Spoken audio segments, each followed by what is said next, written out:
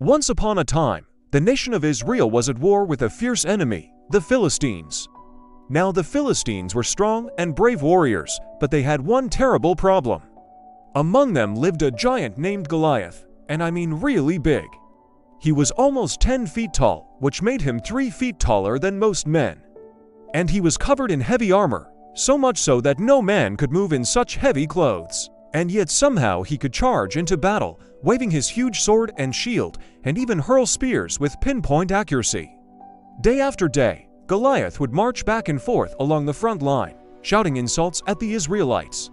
"Hey, you," he would yell, "why don't you send someone to fight me? Come on, send your best man, I'm bored."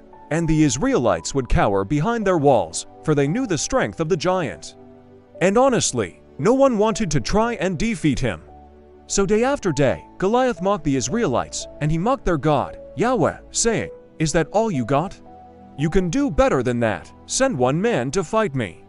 If he wins, we will be your servants. But if I win, you will serve us." And the Israelites were afraid, so no one stepped forward. But one day, as the story goes, the Israelites were being supplied by a young shepherd named David. His job was simple. He would take food and water to his older brothers who were fighting in the war. And one day, while on his way to see his brothers, David heard Goliath yelling his daily taunts. When he listened to the giant's challenge, David was furious. "Who is this man?" he demanded, "that he defies the armies of the living God? Who does he think he is?" David went straight to King Saul and told him, "Your Majesty, allow me to fight the giant." And the king looked at him and said, You're just a boy. What could you possibly do against such a strong giant?" But David replied, "God has helped me protect my sheep from lions and bears. He will help me now." And so the king agreed to let David fight the giant. The next day, David put on Saul's armor, grabbed his spear and his sword, and marched out into the battlefield. But to everyone's surprise, he left the heavy armor behind. Instead, he just brought a sling and 5 smooth stones. When Goliath saw him, he broke into laughter. "Hey, little guy, what are you doing out there? Are you trying to scare me with those sticks of yours? Come on, get real. Why don't you go home and ask for some more rocks? Maybe you can throw rocks all day, but I have a sword and a shield and spear. Oh, yeah, and I'm really, really hungry. In fact, I'm so hungry I could eat a nice juicy snack." And with that, Goliath picked up a rock the size of a house and started to fling it towards David. But before the rock could hit him, David swung his sling and let fly a stone of his own.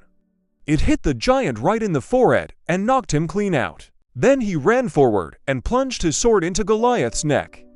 And with that, the giant collapsed onto the ground. And you can probably guess what happened next. The Israelites came out of their hiding holes and chased the Philistines away, winning the battle once and for all.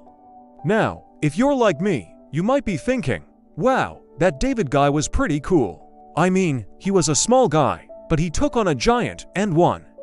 But here's the thing. David didn't defeat Goliath because of his size or his strength or his special skills. David didn't even know how to use a sword or a spear. David defeated the giant because he had something much stronger: faith in God. He believed that God would help him, so he was never afraid. This story reminds us that no matter how big the challenges in life may seem, with faith and courage, even the smallest person can overcome the greatest giant. The end.